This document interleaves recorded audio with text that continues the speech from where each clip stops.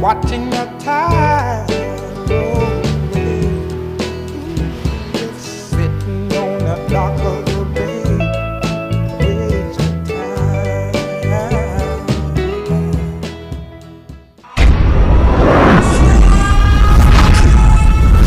Maritime Matters is brought to you live by Bahamas Maritime Connection. What is maritime?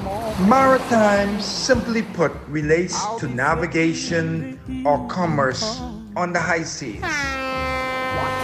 Some say money makes the world go round. I say ships move the money that make the world move.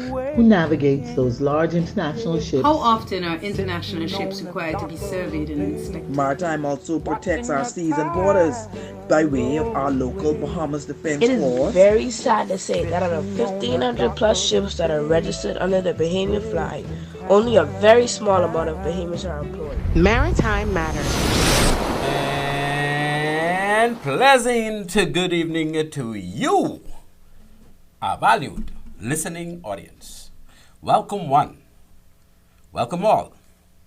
Welcome to Maritime Matters. I am your host, Captain Glenn Bain. Our producer for tonight is none other than Mr. Sensational himself, Mr. Craig Gibson. We're coming to you live via Love 97 FM studio. This is Tuesday, the 11th day of February, 2025. And if it's a Tuesday, it's Maritime Tick, Tick, Tick, Tick, Tick Matters. We encourage that if you're driving and tune in with us, please do so cautiously and ensure to take your time in getting wherever it is you are trying to get safely. As the saying goes, drive to alive, alive. That's drive to arrive, alive. You know the deal. Our sponsors for tonight's show are 101 Pharmacy and also Island Care Pharmacy. For all your medication needs, check out my good little cuz, Shantia McBride, and her lovely team at 101 Pharmacy in Nassau, and of course, Island Care Pharmacy in Freeport. Fill your prescription at the store or send your refills via the online site, oneononepharmacy.com. That's all one word, all lowercase, 101pharmacy.com. The three locations are East Street South. Of course, that's where Joy hang out. So Joy is the pharmacist. She will just fix you up, whatever you need. If you're feeling here, if you're hurting there, Joy got you covered, right? Charles Sanders Highway, well, of course, that's my little cuz. Silla Ansela does hang out. That's the one who's watch all the money. So if you need a discount, check Ansela when you go on that location up there on Charles Sanders Highway, and she will fix you up. And of course, if you're in Freeport, you got to check out Island Care Pharmacy. Just little diagonal to Scotia Bank, across the highway, in the shopping plaza there. And they got it all for you. Mind you, they small and they ain't jam up though. They got everything you need. Especially if you need that little something, fix up. That's my big cuz, Steph. She will get you all sorted out. And plus, put a little something on her bill for you. She can knock off a little 1 or 2%. Right, Steph? She say 5. I don't know. You never know what Steph could do. Boy, Steph, like she may knock off 10. But that's my Steph, man. She love everybody. So, 101 Pharmacy, basically sponsored by Bahamas Maritime Connection Limited. That's us. And at BMC, we provide a full slate of ISPS Maritime Security Services. And if you don't know what ISPS Maritime Security Services is all about, then you ain't need us. But boy, if you know what ISPS is all about and you need some of that, check out BMC. Check out Bahamas Maritime Connection because we got it covered. Thank you very much. Good night, Annie Mae. My good auntie up there in Freeport, boy, talked to Annie Mae a couple of times this week. Annie Mae, she ain't back to Lorraine yet. Tell me she's still down by Venice. And, hey, Nisa, you know, you got it covered. She tell me she having a good time, stepping outside, and this good weather. Boy, better get hot, of course, and he may say she go back inside. But in the evening time and in the morning time, oh, she love it. She love it. No rain, he ain't too cold, boy, because better get cold. And he made, I want 2 socks, 3 pants, night dress, everything, and she's still cold. And he may say, boy, glad I can't get warm and cold. I mind the heat. I go a little air conditioner or go under one tree and I all right. Boy, but that cold. Oh, you know, she remind me of mommy. Boy, my mom didn't like cold. My goodness, Grandin didn't like cold. But anyway, they old, they from South Andres. You know they ain't used to that. They could deal with mosquito, but they can't deal with that cold. Anyway, and he may 91 years old and going strong, people. Almost 92. I don't know what it is. Is it April or May? One of these months coming up. It might even be March. No, I think it's April. And he may be 92 this year, people. And going strong, straight up to over 102 and counting, right, Annie Mae? Annie Mae, she ain't got nowhere to go right now. So that's our number 1 fan of Dan Freeport, and she's always listening and breaking down what we talk about on Maritime Matters. So people, you're listening to Maritime Matters. And on this show, we talk maritime. Maritime Matters is weekly at 17:05. That's 5:05 p.m. For those who ain't sure what 17:05 is all about. If you ain't military and if you ain't maritime and if you ain't one of them who used to work with Patelco and them, you ain't know nothing but no 17:05, eh? So Tuesday here on Love 97 FM. That's every Tuesday at 17:05. The purpose of our show is to highlight persons that made significant contributions to maritime in the Bahamas and to sensitize Bahamians of opportunities in the maritime sector. We also cover current maritime issues from the domestic and the international maritime fields. The phone number to call us, should you wish to get in on the discussion during the show, is 326-8255. Again, the number to reach us if you want to have an input on this show, or if you want to correct me and tell me, oh boy, that ain't go like that. So you can tell the world how it really go, right? Because sometimes I may not get it right. Welcome you to call us on 326-8255.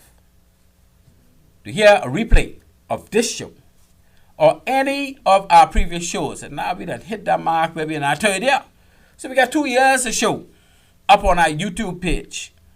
So just go to YouTube, go into search, chuck in Maritime Matters Bahamas. That's 3 words, just like I love you or I hate you. It's Maritime Matters Bahamas. Just go to YouTube on your electronic device, type it in the search box, Maritime Matters Bahamas, and you will see a litany of our previous shows just pop up, and you can listen to any one of them anytime at your own leisure. That's how we rolling. So let's talk maritime.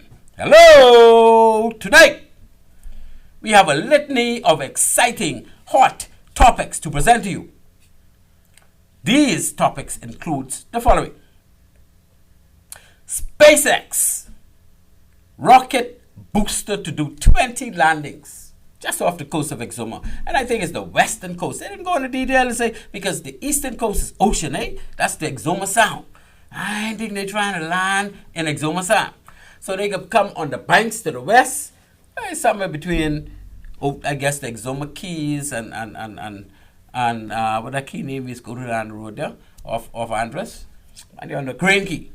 Someplace in the middle there, even between Green Key, Nassau, and the Exuma Keys. But it's a big, wide area.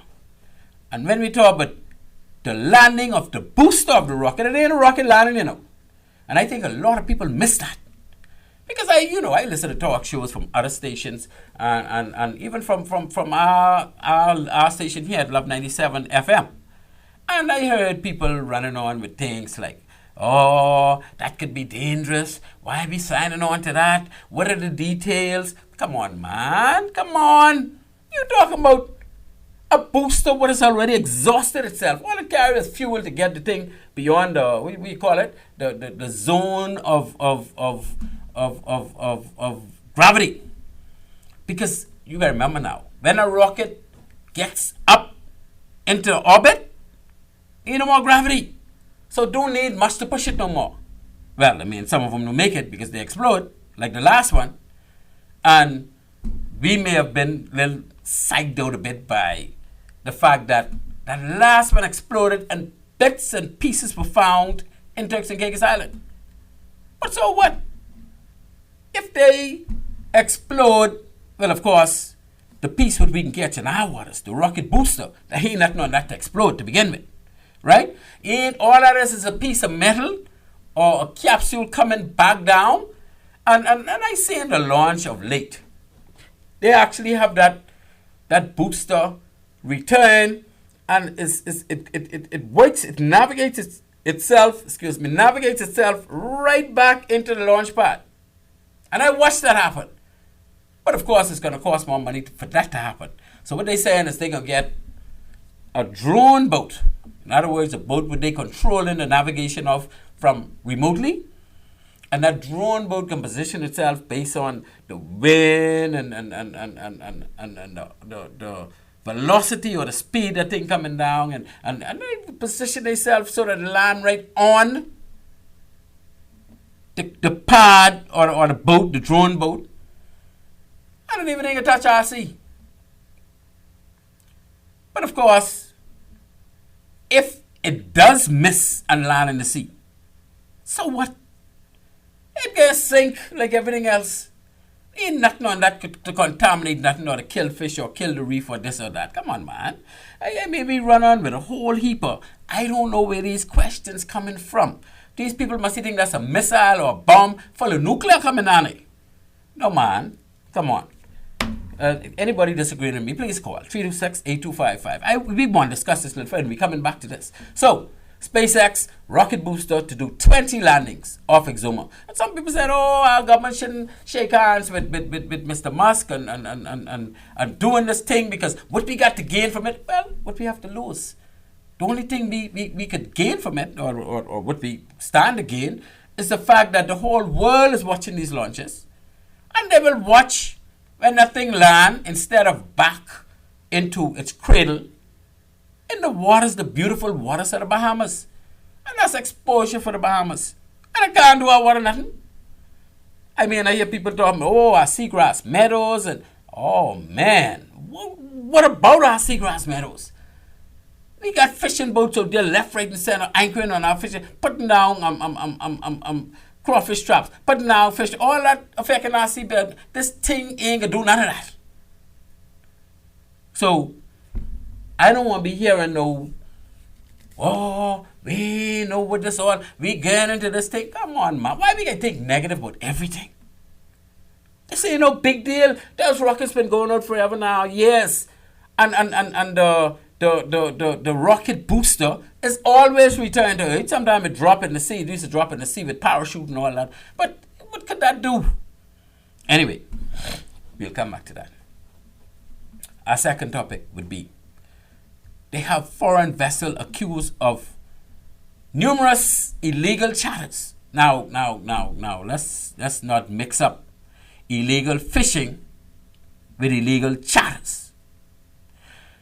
You see, from way back in the day, I used to be with patrolling, we used to arrest vessels, especially along the Bimini Chain and up there by Memory Rock and McNilla Shoal, right, along the western coast of the Bahamas, which aligns the eastern coast of Florida. They like come over and thief our fish. They come in the morning, early in the morning, they leave in the dark. When they get us daylight, boy, they start fishing. And there's killfish all day. They done bait up all day, they fishing. And they go back and they sell the fish. Never clear customs. And even if they clear customs, they're only allowed back in those days. I think they give them too much now, right? But back in those days, they were allowed, I think, 1 week worth of fishery products for each person on board the ship to eat. The vessel, the yacht.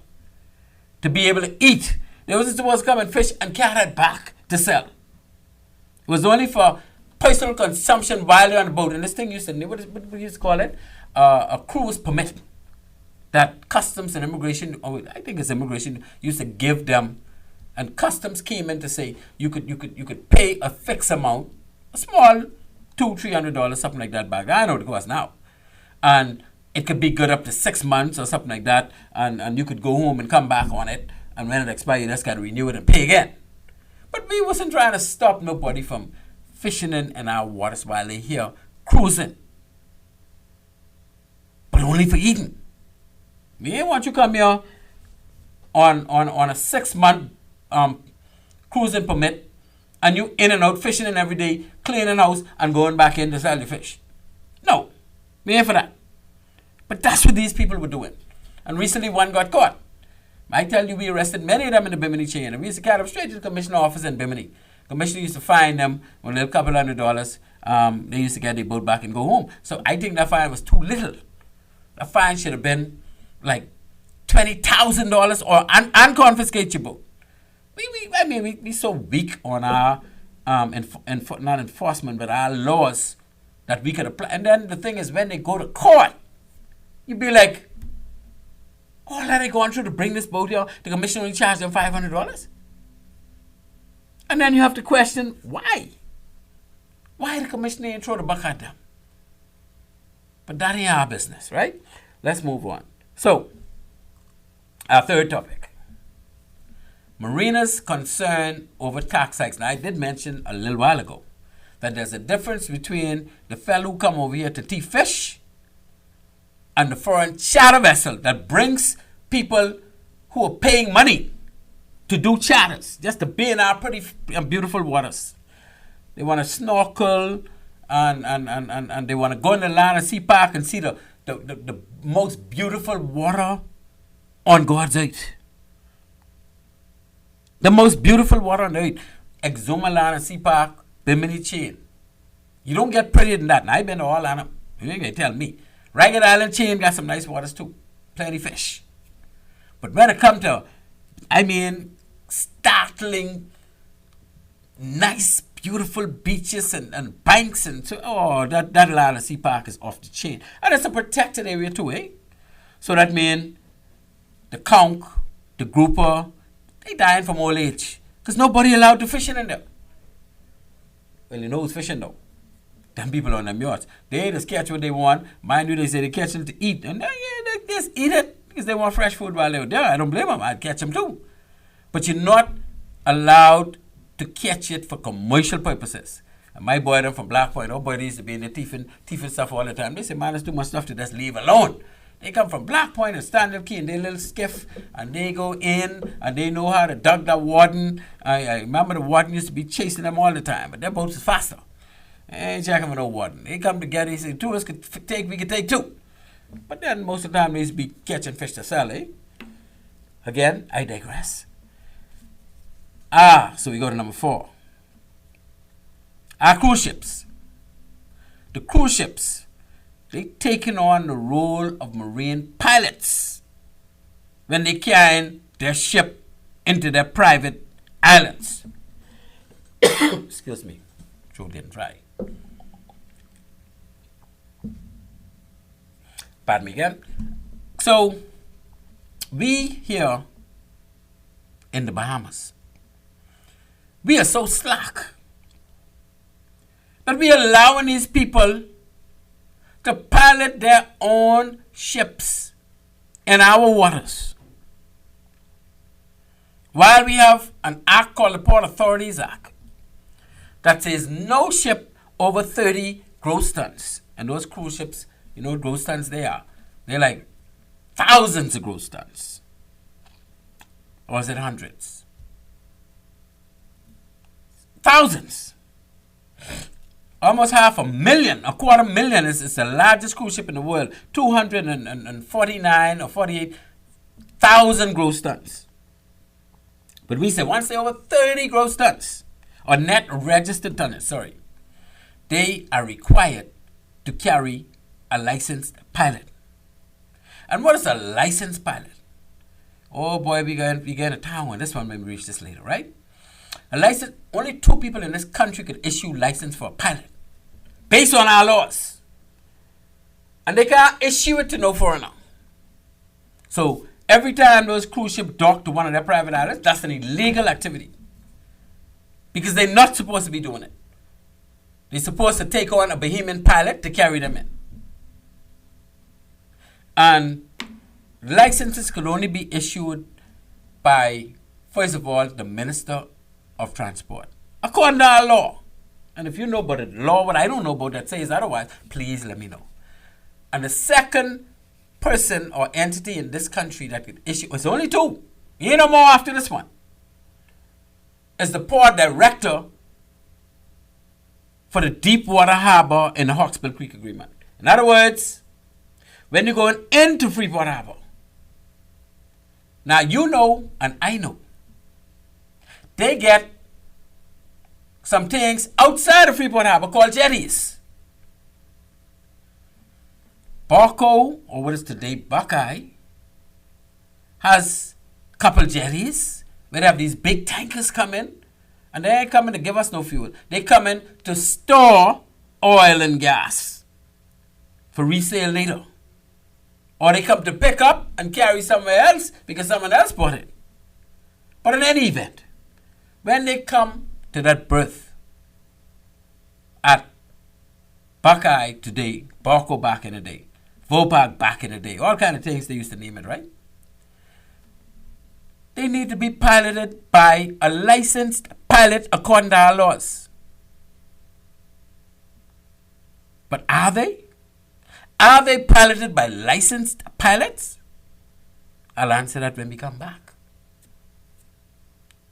I can answer it when we come back. And so that's where we're going today, people. That's where we're going. And if you know, call and tell me, 326-8255. I want you all getting quiet on me. Oh, you know, you talking about, I believe that go like that, you know. Well, let me know how you think it go. Because I know the book. I used to have to write the book. I used to have to enforce the book. So I'm ready to go to town with anybody on that. And it ain't only Buckeye. You got one further down the road called South Riding Point, which used to be Burma back in the old days. But today it's known as Luathorn. It used to be Statoil. It used to be all kinds of things. But ships coming in and out of these places on a regular routine basis.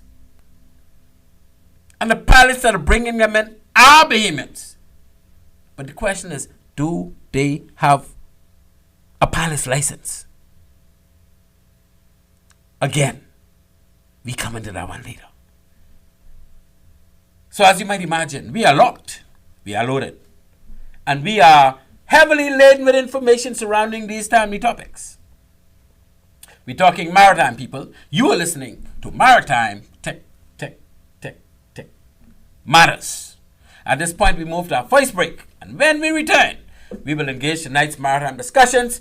Listen, people, you don't want to touch that dial. This one can be sweet. I'm looking for some callers. Well, let me run on and challenge me, man. Give me something to wake with. We run to our first break, and we shall be back shortly. At Bahamas Maritime Connection Limited, we offer first-class maritime security services throughout the Bahamas and the wider Caribbean. As experts in maritime security, we specialize in production of ISPS assessments and plans, verification audits, certified familiarization training, and port security consultancy, just to name a few. Our services also include provision of a security force to maintain all required ISPS facility security compliance. For all your maritime security needs, visit us today in Nassau at our East Street South location or in Freeport in the Kipling Building. Call us at 392-3515 or follow us on all social media platforms. Bahamas Maritime Connection, your leader in maritime security. Let's help you make the connection. At One-on-One Pharmacy, our friendly staff is ready to serve you.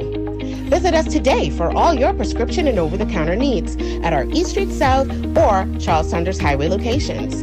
We're open Monday through Saturday from 8 a.m. to 8 p.m. and from 9 to 4 on Sundays. In a rush? Send your refill scripts online at oneononepharmacy.com or ask about our convenient pickup service. One-on-One Pharmacy, providing personal health care with people at heart. Saturday night, the memories are on Love 97.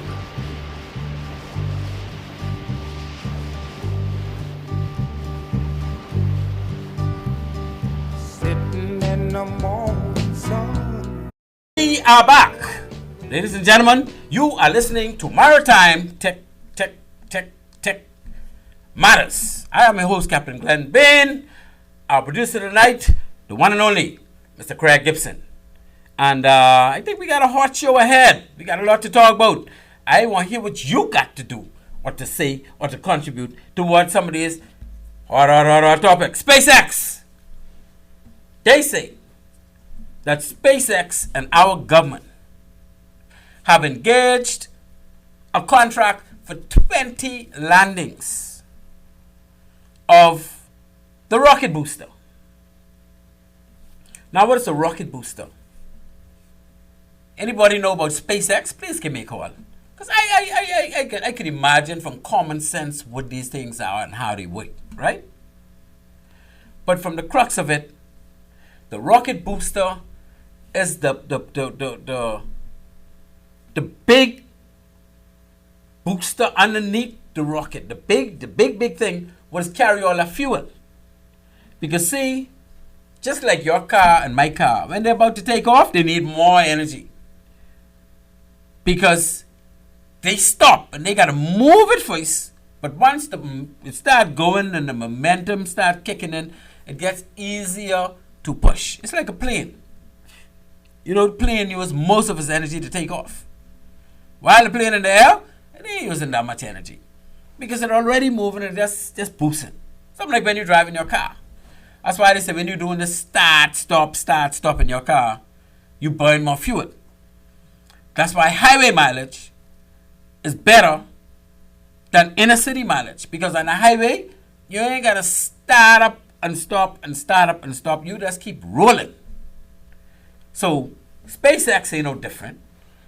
What make it worse for them is, think about that rocket. That rocket that they launch is always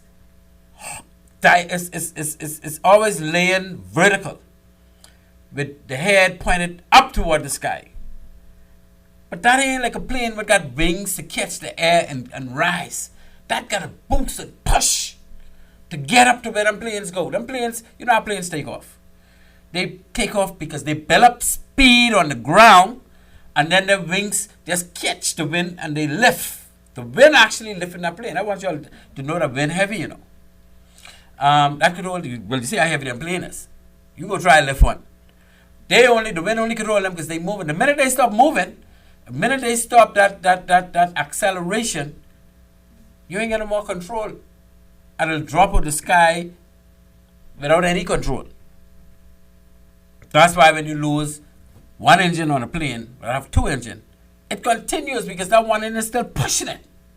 But if they lose two engines, cancel Christmas. So SpaceX has this booster to help it to launch. Without that booster, the rocket wouldn't be able to get beyond the gravity sphere and into cyberspace where there's no more gravity. At least there's very little gravity. So that they could continue their voyage, because the rocket itself have fuel. But the amount of fuel the rocket have is very minuscule compared to the amount of fuel that rocket launcher have. Because it don't need much fuel once it reach up in cyberspace. Right? Don't need that much to keep rolling fast. And go even faster when they get up there. But what happens to that rocket launcher is it just used to end up in the ocean and sink.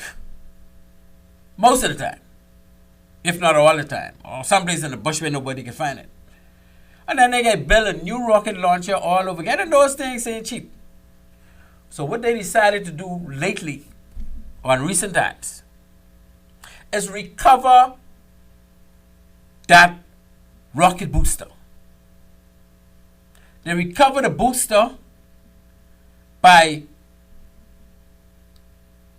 organizing it in a way that when the rocket leaves the booster, after getting to cyberspace, the booster used to have a parachute on it. And so it parachutes its way down until it splash in the sea. And then the boat used to go there and try to pick it up out of the sea.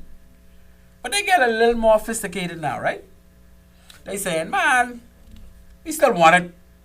It's still gonna land, because you got to remember, they launching out of the U.S. And when they launch, usually they launch over the Bahamas, over Turks and Caicos, over the Eastern Caribbean, maybe even over Africa before they get with it again, right? But when that rocket booster detaches itself from the rocket, it is usually in the area over the Bahamas or Turks and Caicos, over the Bahamas, because when the actual rocket exploded, the launcher, the booster was gone a long time. So the boosters always usually detach over the Bahamas when they leave from where they leave in Cape Canaveral or wherever that is they leave from, right? Or Houston or wherever they, I don't know all the details. But somebody who know could call in and let me know. When they leave and they go off, they land somewhere in the Bahamas. And they're losing them. So now they say, yeah, we can recover them. So let's make an arrangement with the Bahamas government that we will have a drone boat. You remember them drone boats that the Houthis used to use to carry missile and wreak havoc in the Red Sea? They drone boats. So they got a friendly drone boat now. This one ain't got no missile.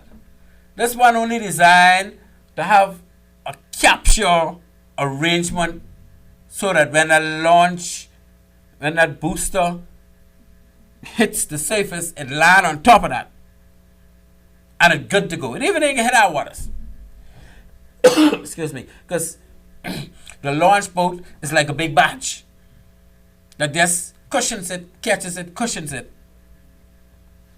And I don't know if they're gonna bring it inland in the Bahamas or they take it from the straight back to Florida. But it don't really matter, eh? The bottom line is you're not really faced, as far as I could see, with any danger from a booster.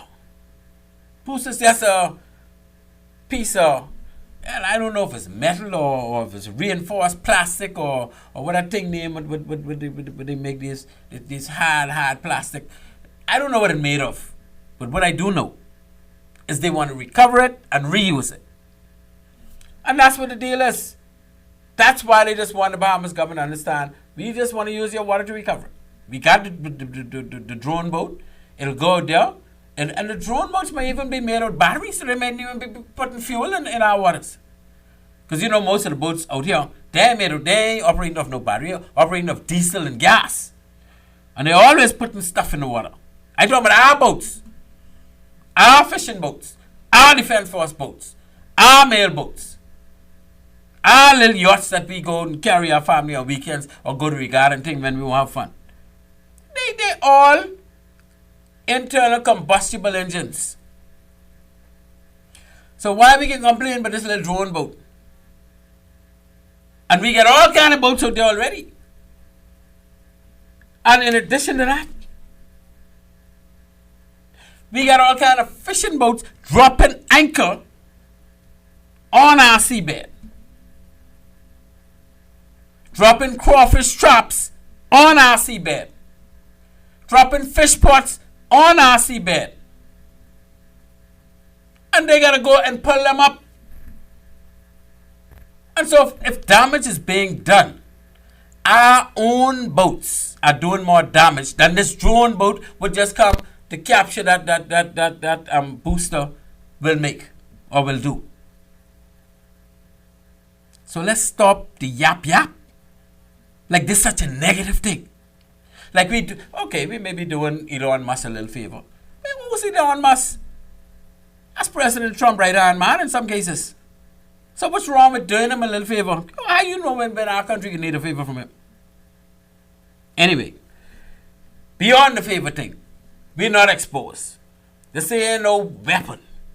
This thing can't do us nothing. And anybody believe that could do us something, please call me and let me know what it could do us. Because I am of the view that it can't do a thing. As a matter of fact, it ain't going to do as bad as one of our fishing boats that they would do us.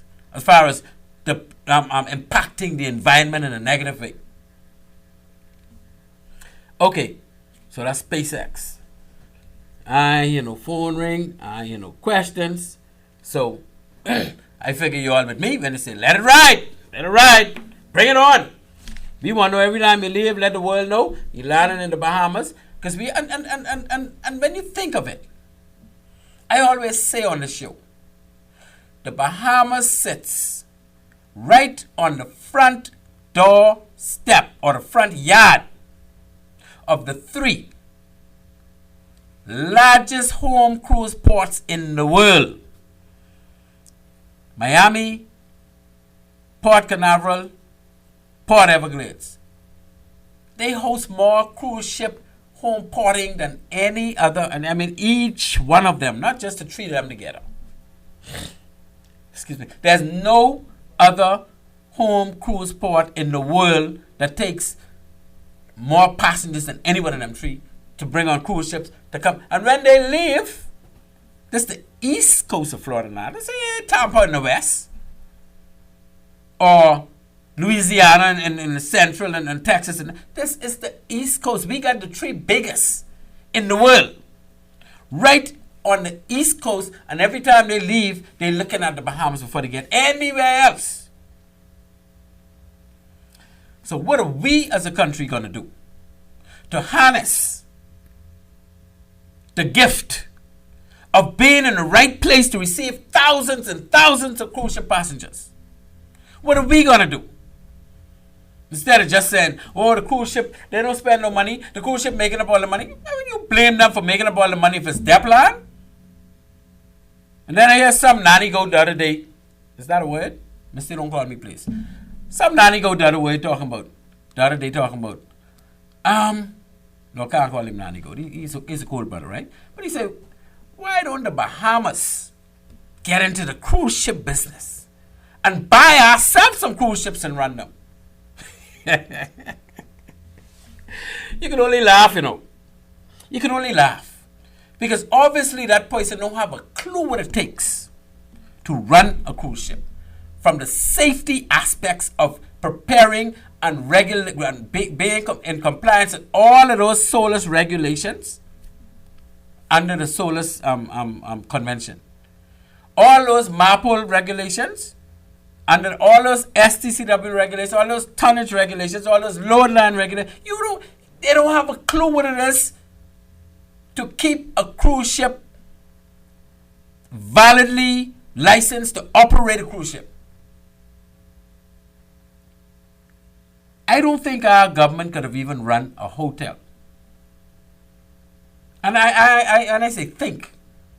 We know that the Ambassador Hotel and what the other one the name? Must see Ambassador. Well, the hotels in Cable Beach that we had owned, our government had owned. Before we sold Balmoral, I think it was. Before we sold it to Dan Issa, who bought Breezes, and the other gentleman who bought Sandals. They were owned by the government, you know.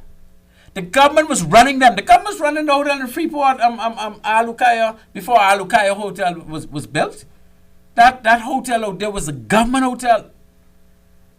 And of course we did a horrible job because you had political influence in everything those hotels did. So they got out of the business, which was a very good idea. Now you want to talk about our government buying and owning a cruise ship? You can't run a hotel and you run a cruise ship. You can't even run a cargo ship, which is far more easier than trying to run a cruise ship. But anyway, sometimes people just say things because it sound like something nice. We ain't doing this and we can do that. No, sirree. Don't be talking about no maritime stuff because I can call you out. Now, we done with SpaceX. Let's move to foreign vessel that was recently locked up. Apparently this vessel did about 12 trips they found after they locked him up this one time for fishing off, was it Martinella Shoal? I think he was just north of Memory Rock there. No man's land. Boy, but plenty fish up there. He got caught and brought into where he was taken, the administrator, to West End, to Freeport, wherever he was taken. And he got charged. And he ain't much, but he got charged. And It will send a message to the others because I want you to know there are many. I remember when in back in the day when I used to patrol, I always remember Port Nelson. Roger was the captain. Roger Rowell. He was my CO. I was his XO. I was second in charge, right? Excuse me. And the Port Nelson could do 36 knots on a sprint. And we could do 27 knots continuous running once we got fuel. And we went up to McNilla Shoal or McNilla Reef. I think they call it McNilla Reef locally, but the sharks say Matanilla Shoal, right? And we saw about 2 or 3. They were like, what you call them kind of boat, man? They fast, they get inboard engine, them formulas and whatnot. Boy, and we take chase. And when they see that was the Defense Force patrol boat, oh, they got off on a sprint. So we did all our 36 knots. And they did all of them, I see 55 knots, right? 50 knots or so. And they start getting away from us. But you know what we did, right? We pull out Susie. Some people ask, who's Susie? Susie's that big 20 millimeter cannon on the bow. We pull out Susie. Me and I never forget, may his soul rest in peace, Peter Patton. Peter was the gunner, and I was the next gunner, because Peter and I, when we went off to get the Port Nelson, and then when we went to do the wake-ups, we did a 2-week course in HMS Cambridge, just dealing with how you deal with this 20 millimeter gun. So me and Peter would always be the two to go and deal with 20 millimeter when we got to do a chase, and we need that to roll. And that 20 millimeter, they shoot them long. It is 7.62. They're bigger than 7.62. They 20 millimeter rounds. And I believe, I may be wrong, but I believe is at some point we started to aim at them. Boy, and I don't miss. I know they get some bullets in them, and I think nobody get hit. But them boats got some bullets.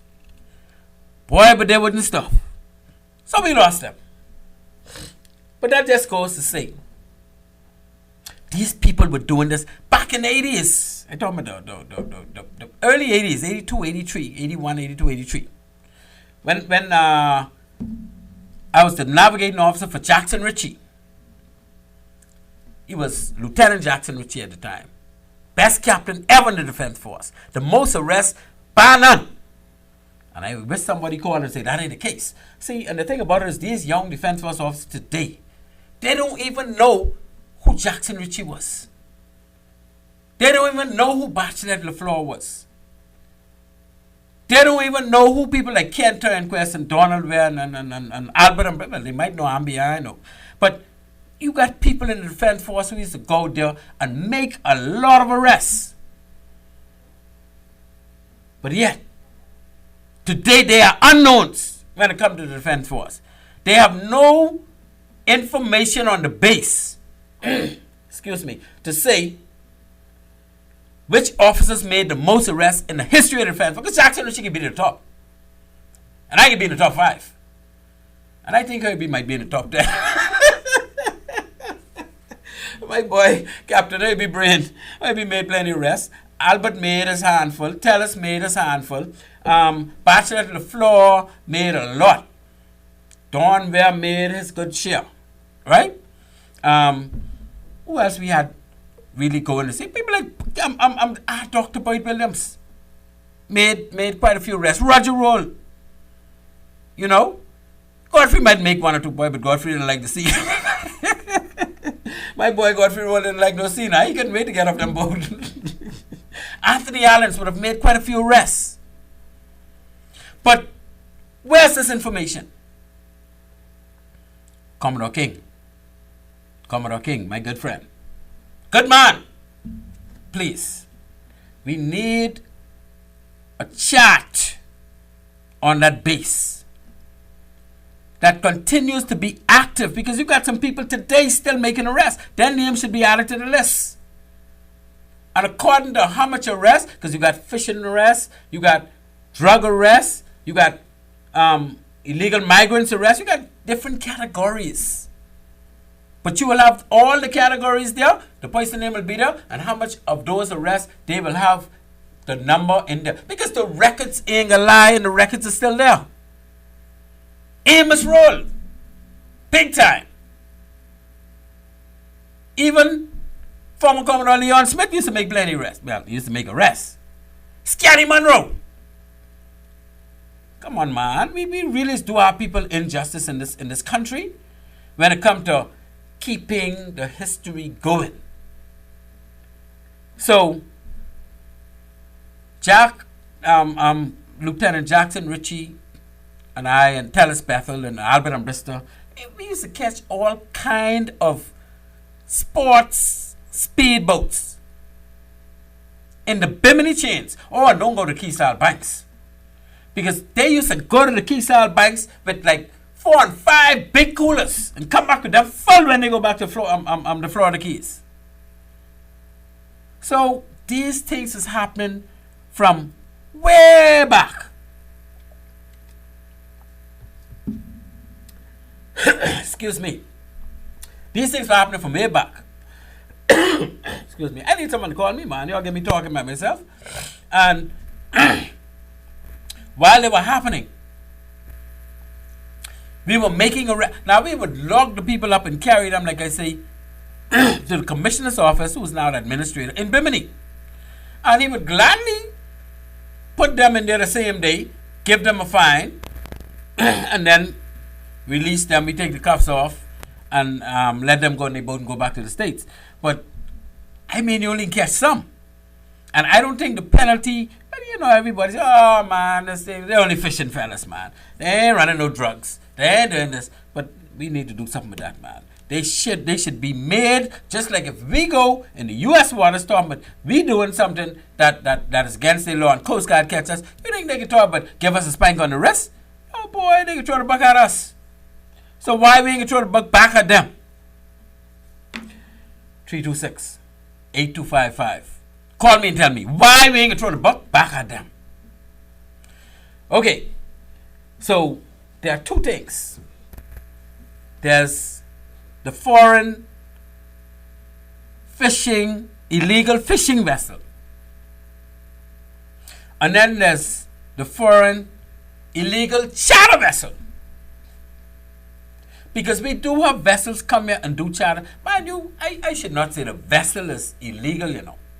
Because in most cases, that charter fee is collected by the broker. And the charter fee today is 4% plus 10% VAT.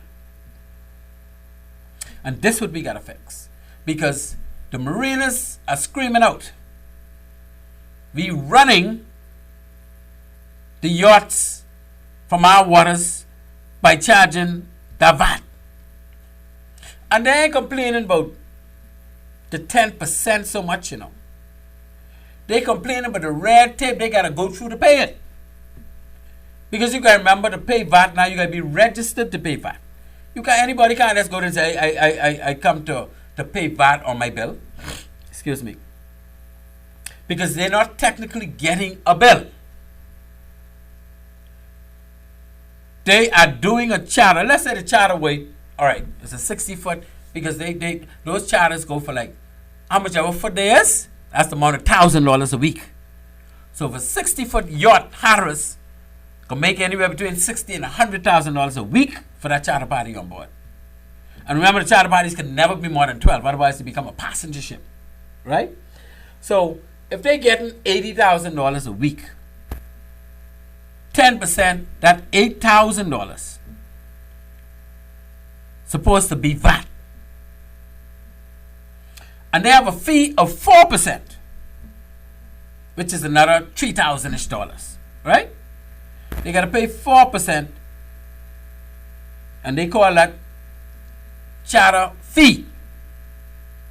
And then that was going on from I was at the port. So that's going on from in the 80s, the charter fee. And then they got this thing called So it's 4% plus 10%, now 14%. And it's that 14% that a lot of mariners representatives are saying is too high. I say it's hogwash. It's not too high. And why I say it's not too high? I say it's not too high because these people are not paying that. The guests who's chartering that boat for $80,000 a week. If you could charter a boat for $80,000 a week, you could be worrying about $8,000 or $10,000.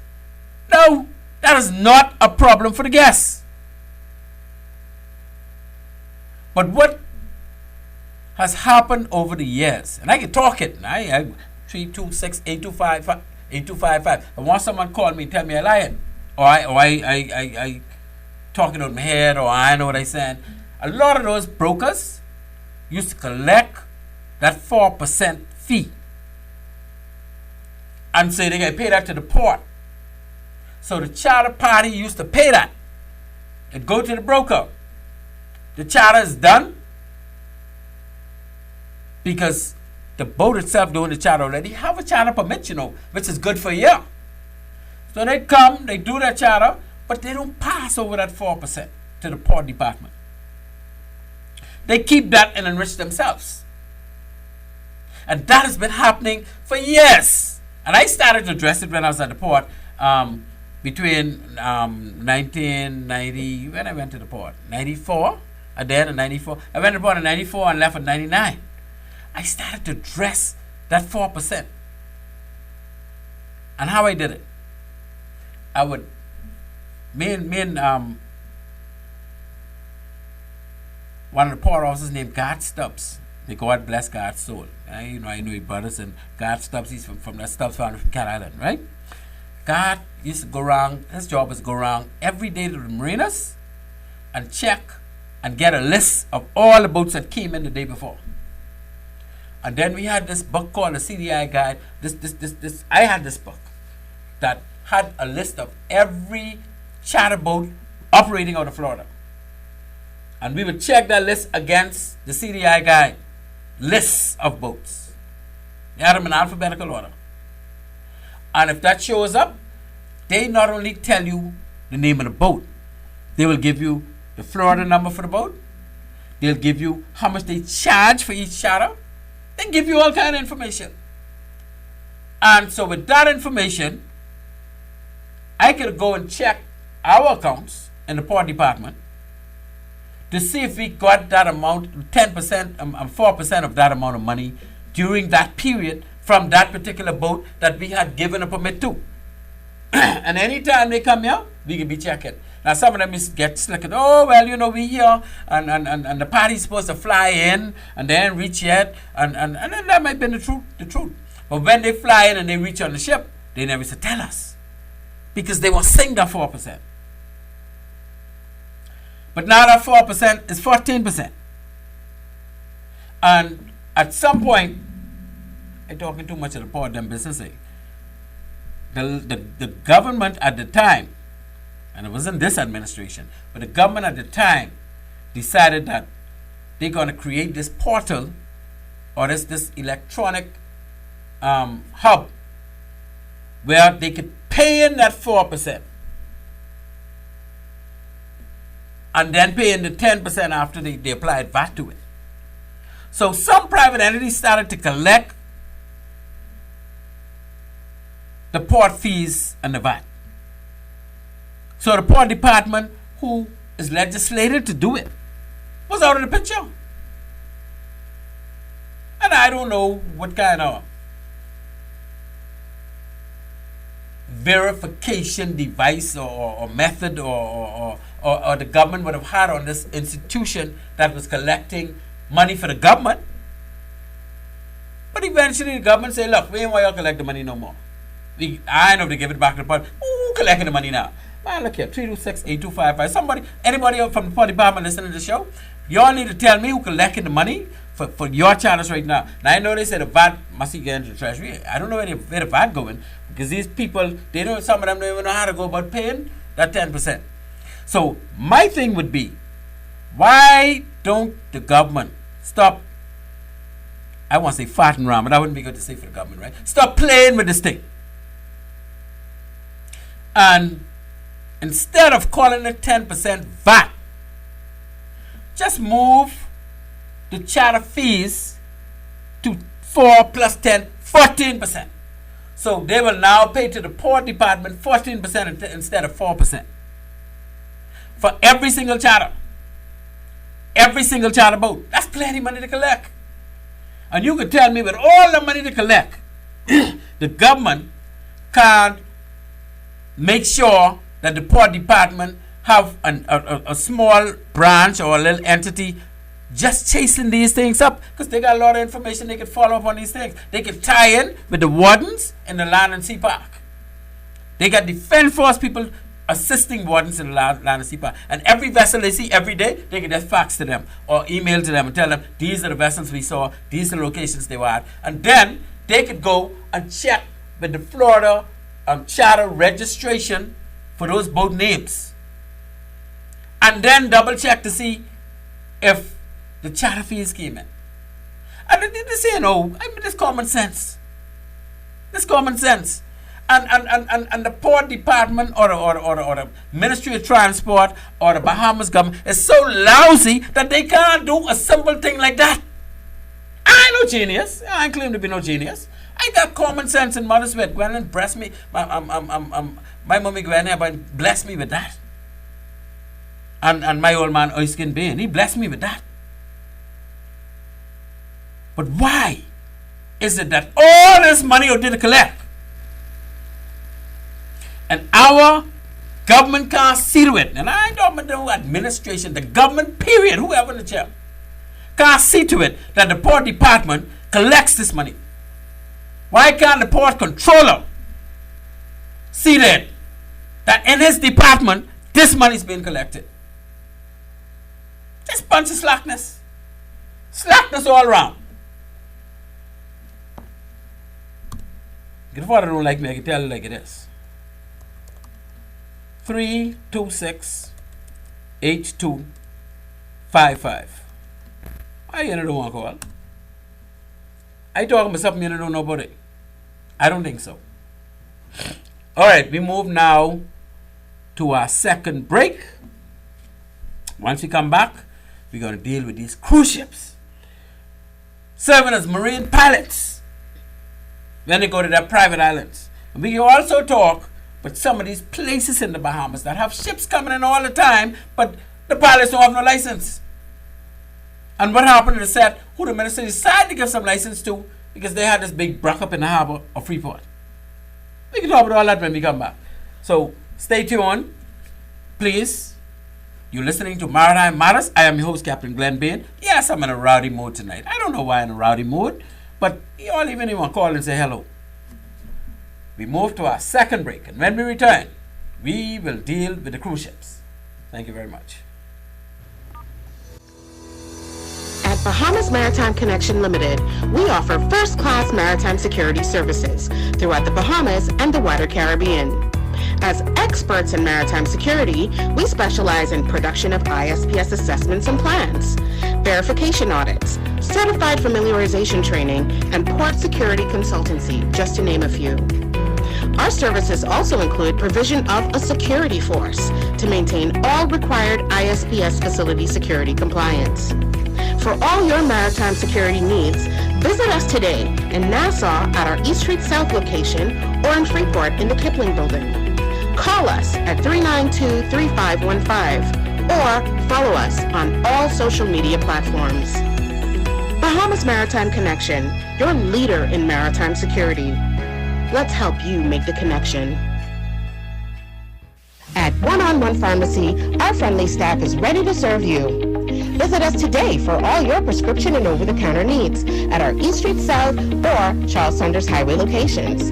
We're open Monday through Saturday from 8 a.m. to 8 p.m. and from 9 to 4 on Sundays. In a rush? Send your refill scripts online at oneononepharmacy.com or ask about our convenient pickup service. One-on-One Pharmacy, providing personal health care with people at heart. Good times, great oldies. Love 97.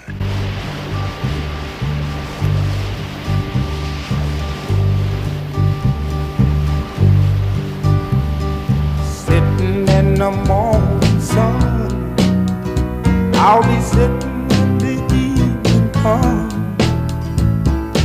watching the ships roll in. Then I'll watch them roll away again. Yeah, I'm sitting on the dock of the bay, watching the tide roll. Ladies and gentlemen, welcome back to Maritime Matters. I am your host, Captain Glenn Bain, and tonight we cover a litany of topics. Our producer for the night is Mr. Craig Gibson, and he's keeping us on track, ticking, talking all along it. Number to call if you want to reach us on this show is 326-8255. We are in our last and final segment. And in this segment, we are going to talk about piloting in the Bahamas. The cruise ships serving as marine pilots. The captains of the cruise ships. We got people serving as marine pilots that they don't even have license. So what happened if something go wrong in that operation? Because the pilot made a mistake, or the captain, or something that goes wrong. Because you know the whole idea behind having a ship take a pilot is because that pilot is supposed to have the local knowledge that the captain of that ship wouldn't have for every port he go to. You have an idea, but this pilot wakes that port all the time. And the insurance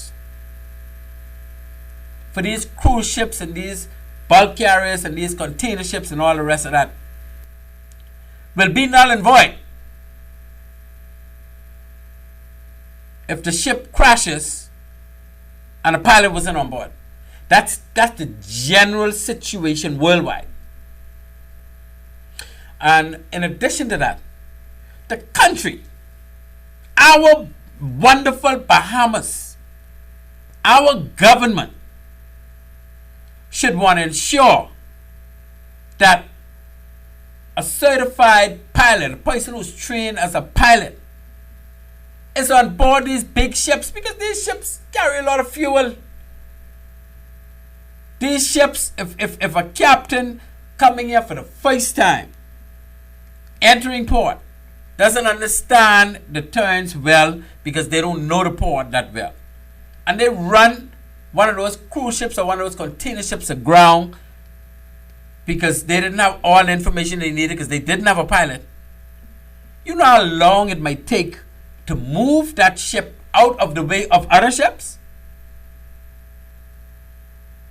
So it's incumbent upon our government, and I didn't say the F&M administration or the PLP administration or the DNA administration or the COI administration. I said the government, whoever we put in the chair. The government of the day has an obligation, or should share an obligation, to ensure that that captain of that ship don't even have the opportunity, because he has a trained person on board who can tell him you can't go over there. You can't turn too quick because the wind will blow you this way. If you got current coming over from there, that could blow you over here before you finish. You got to start your turn over here. And that's what the pilot there for, to be a consultant. Mind you, the captain could override the pilot at any time. The captain of that ship is ultimately responsible. He could always tell the pilot, "Pilot, I'll take the ship." And the pilot can't tell him no, because that's his ship. But if he does that, and he damages his ship, he better look for another job, because insurance ain't gonna pay. And that's why the captains, they put this in the pilot hand. Do you know that I've been on ships along with, we had some veteran pilots. So David Knowles was a main pilot. Pilot Chris Brown, pilot Garnet Roll, Eugene Monroe, Elvin Taylor, Orlando Forbes. Charlie, I can call your name. Charles Roll, Eglin Hanna, God bless his soul. Macarius Roll. We have some mean Eddie. Eddie, what's your name? Eddie Johnson, the best. Cliff Ritchie. Come on, man. We had some mean, very good pilots in this country. Still have very good, mean pilots in this country. And they need their kudos. But why is it that we have cruise ship captains taking their own ship into Half Moon Key every day? Every single day. They don't miss even Sundays. Excuse me, I know, because they're busy. Same thing with Royal Caribbean and Coco Key. A perfect day at Coco Key. They get into the dock now and they ain't got no pilots. You know why? Because our Minister of Transport, and not just today, over the past 50 years, does not lift a hand to ensure that a pilot is licensed in all of these areas to bring in those ships so that the captain don't have a choice but to use a pilot. If they want a pilot, now they ain't gonna. Excuse me. Because they don't have no pilots in Abaco. Resort World Bimini. You know what they did? When they had a big fallout in Freeport Harbor and half of the pilots left because they wanted to start their own association. But the law in Freeport Harbor says no association because the port director is the one who appoints pilots in here. So if you all want to have association, carry yourself somewhere else. Because we will license other people to do our job, which inevitably happened. And I don't blame them.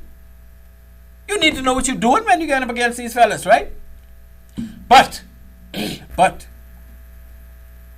we still have a situation where the jetties for Buckeye have ships coming in and out all the time. And they have what they call pilots on board. But these fellas ain't get no license, and I asking you. And I wish one of them would call me and tell me they got license. Because the Minister of Transport is the only one who could issue a license for those jetties. Those jetties do not fall within the remit of the Deepwater Harbor under the Hawksbill Creek Agreement. So the port director can't even give them license. Not for the jetties. The only entity outside of the Deepwater Harbor, Freeport, and the harbor called Hatchet Bay, based on Hatchet Bay Agreement, and that don't exist no more, is the Minister of Transport. And unfortunately, and I happen to know, that the Minister of Transport in this country has never issued licenses to any entities other than Nassau Harbor pilots until a couple of years back when they had that fallout in Freeport Harbor and some licenses were issued to some individuals who were kicked out so that they could continue piloting ships. You know where they could pilot ships? On the anchorage outside of Freeport Harbor. That's the only place. But you know what? They don't only pilot ships on anchorage outside of Freeport Harbor. They also pilot ships at Resort World Bimini. They also pilot ships at Ocean Key. And in my opinion, they should also be piloting ships at a perfect day in Coco Key. They should also be piloting the ship that drops the hook or anchors at Stirrup Key. They should also be piloting ships that going into Castaway Key, Disney. Who pilots the ships that now go into Lighthouse Point in Saudi Lutra for Disney? You think they got a pilot in Lutra? No, they don't. Those captains pilot their own ships. And that's a job a Bahamian could have. And that's a job Disney need to spend money on to help our community. And eventually we will have pilots out of Elutra capable of bringing in the Disney at Lighthouse Point. We will have pilots in Abaco or living in Abaco that could go to Castaway Key and bring in those ships for Disney. We will have harbors, we could have pilots coming out of Elutra or North Carolina to deal with Half Moon Key whenever one. And these places are busy. Every day ships are going there. Every day. And if they say they ain't true, tell them they lie. Glenn tell you, Captain Glenn Bain tell you, they go in there every day and ain't taking no pilots on those ships. We need to cover our Bahamas here. There's no place anywhere in the U.S. where a ship with more than 7 foot drive. I used to drive a container ship called the Freeport Flyer. We used to go to a port north of Jacksonville called Fernandina Beach. And the pilot would come on board, he'll have his coffee, and he didn't say nothing to me. All he said is, Cap, I reach, because I know how to get that ship in. I put it to the dock. The pilot don't do nothing. All he do is get paid. But what's wrong with that? That's a job in America. Your foreign ship coming in there, you need to pay that worker. So why is it that anywhere in America, any one of these cruise ships go, they must take a pilot. But they could go all over the Bahamas and pilot their own cruise ship?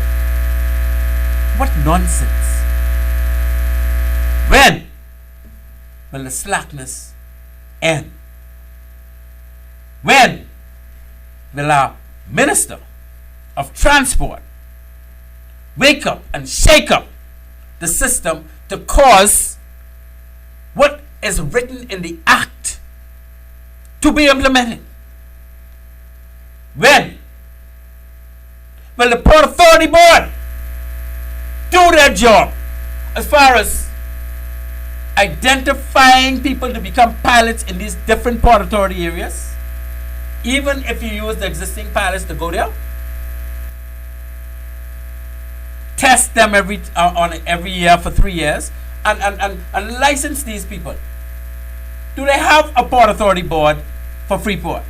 Because the Port Authority can't have their own board for, but they have their own system for piloting. And they have a very good, in fact, they have the best system in the Bahamas as far as I know. Right? But we need the Port Authority Board for Buckeye jetties, for South Riding Point jetty, for the anchorage outside of Freeport Harbor. We need a Port Authority Board for Resort World Bimini and Ocean Key. We need a Port Authority Board coming out of Great Abigail. And don't tell me, oh, they ain't got nobody there. Nonsense. You know what we need to do with these boards? Because I know, you know, and all us know. These boards are basically political cronies who support the party and they can give them a little something. A lot of them don't have a clue what they're supposed to do. And I've seen it over and over again with the Port Authority Board. They appoint people who don't have a clue but what the act say, what their job's supposed to be. All they doing is coming to meeting, eating, drinking, looking at things and say, yeah, we approve that, based on what they can't tell you. What else you supposed to be doing? They can't tell you. And if the port controller don't say nothing, they ain't checking. And we have some port controllers who don't say nothing because they ain't looking for the work. Slack, that's what you call it? I say that, that's what you're gonna say. Okay, so we got, again, the cruise ships.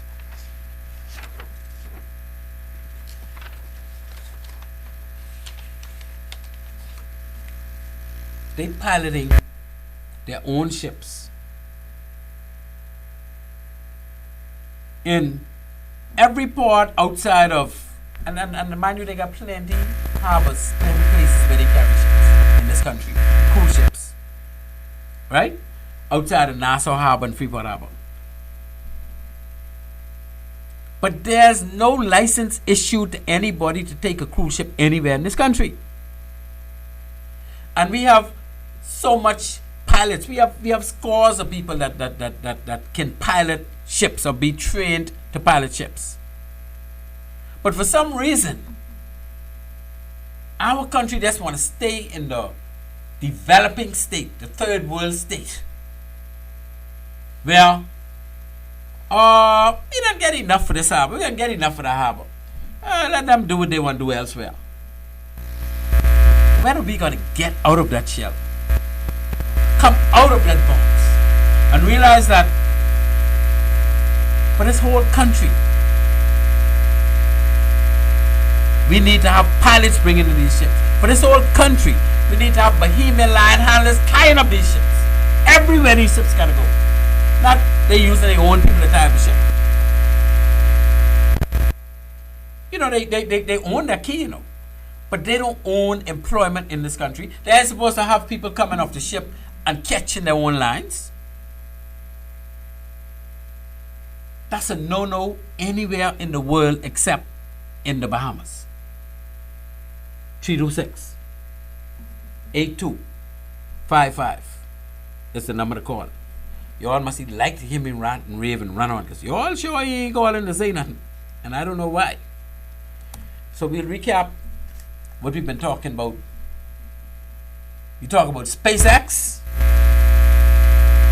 the rocket booster that has been in an agreement with the Bahamas government to do 20 landings just off Exuma. And again, it's a drone boat.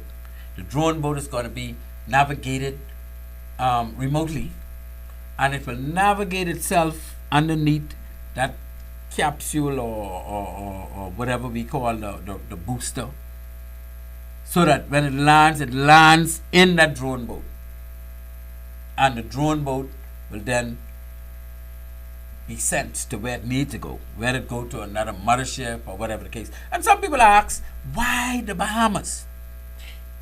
Excuse me, why don't they let this operation be done in U.S. waters? You ever thought about U.S. waters around Florida? You got U.S. waters, is the Gulf of America, or this Gulf of Mexico. Boy, President Trump said, we're going to make that the Gulf of America. I know I blame good old President Trump, right? But, excuse me, we have the Gulf, which is very deep and in many cases very rough. This thing is going to be going in space year-round. So you think they won't be dealing with those big, heavy, choppy seas for that drone boat? Think about the Florida Straits. You know how much current runs in that Florida Straits? And that goes straight up past Cape Canaveral. And then it's the Atlantic Ocean. Very deep waters could get very rough. You think by chance they said they won't do it in the Bahamas off Exuma? Now they already calculated that in most cases, when this SpaceX rocket sheds its booster, it will be right over the Bahamas. So, if that timing puts them in the Bahamas, how could you want them to do this in Florida, in the waters of the U.S.? How dumb is that? I won't use that word with Godfrey to use asinine. Why Godfrey use something else? Very weird impression on me. Them words Godfrey used to throw at me, I know where he used to get them from. Godfrey Roll, you know what I'm talking about. But how asinine is it that some of our Bahamian people are suggesting that they do this operation in U.S. waters, but the spaceship is be over the Bahamas when it shared the booster? You think they only come to the Bahamas because they just like our waters and they say that'd be a pretty place to do it? No, man, they come here because they know that's where the thing to share its booster.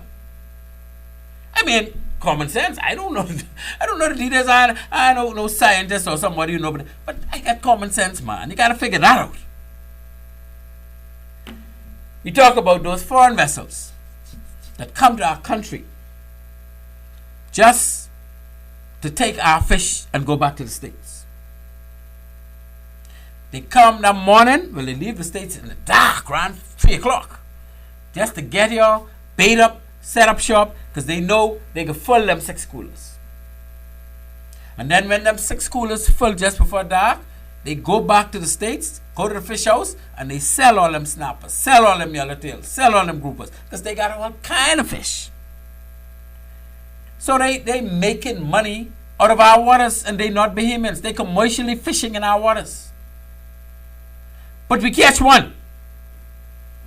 I think that can stop the rest, because I think it's weighted. Because if they could make $6,000 for that one day, or even $10,000, but we can spike them and tell them pay us $500 fine. You really think it's weight the risk? We need the fine now needs to be tantamount to how much money does it make. And then multiply that by 10 to discourage them from trying to come here for that trip or any trip. Because they know if they get catch, they can pay them $300,000. Anyway, that's the way Glenn Bain see it. Anybody else see it like that? Call and let me know. If you don't see it like that, please call and let me know. We got 5 minutes left, people. 5 minutes. That's all. We also talk about the concern over the marinas. The marinas have a concern over the yachts paying the Bahamas government some tax. Why? And it ain't a yacht that pays this money. It's the passenger. If you could afford $80,000 a week or $120,000 a week for you and your family, less than 12, to rent a boat, you could afford 10% more. You could afford 20% more. In Europe, some poor parts of Europe, is 22% charter fees for them to use their European water, their European country area. So why we can't do 14%? And we prettier than our waters, prettier than all their waters. And when they go in the land and sea park, where all them groupers and conch dying of old age, and them beaches that when you step on it, only your footprints you can see. Why we can't charge 14%? I'll never support those marina people talking about 14% is too high. But what I agree with them is that it shouldn't be VAT. Don't say 10% VAT. Just loop it up, say 14% charter fees. Because VAT, in my opinion, technically shouldn't apply to non-Bahamian anyway, who come in here on a charter that have to be agreed outside of the country based on the law. They can't come in the Bahamas and get a charter party and do a charter. So that job wasn't originated in the Bahamas. That had to be originated outside of the Bahamas. So how do you want to apply it back to them? What you could apply is charter fees, eh?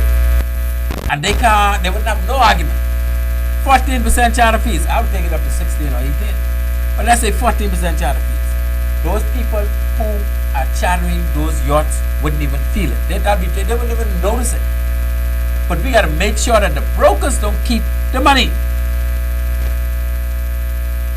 We got to make sure that we putting pressure on them from the wardens in the land and sea park, tying in with the port department, to make sure all those vessels out there paid for the time they was there. For that charter group they had on board. And tied in with customs and immigration too. Because they're the ones who's cleared them in. So that's how we can deal with our concerned tax hike, Mr. Marina people. And then, of course, as we close, we talk about the cruise ships piloting themselves. into their own private islands instead of a licensed pilot by the Minister of Transport piloting them every time they need to come to those docks on those docks. Because all those private islands are connected to an island. And that's a job that person is not getting because the captain of the cruise ship is doing the job. So let's fix that. As we close, I say good night to my good old Auntie May again, our number one fan. I say thank you very much to our sponsors, Bahamas Maritime Connection Limited, One-on-One Pharmacy, and of course, Island Care Pharmacy up there at Freeport. I want to say thank you to my producer, Mr. Craig Gibson. I want to say thank you to you, our dear listener, for always tuning in with us, listening to me rant and rave tonight, but I'm sure you'll get more involved next lap. We'll have some juicy topics that you all like to talk. We all like to talk politics. You know how to do that. Meantime, as always, we say to you, Maritime Matters.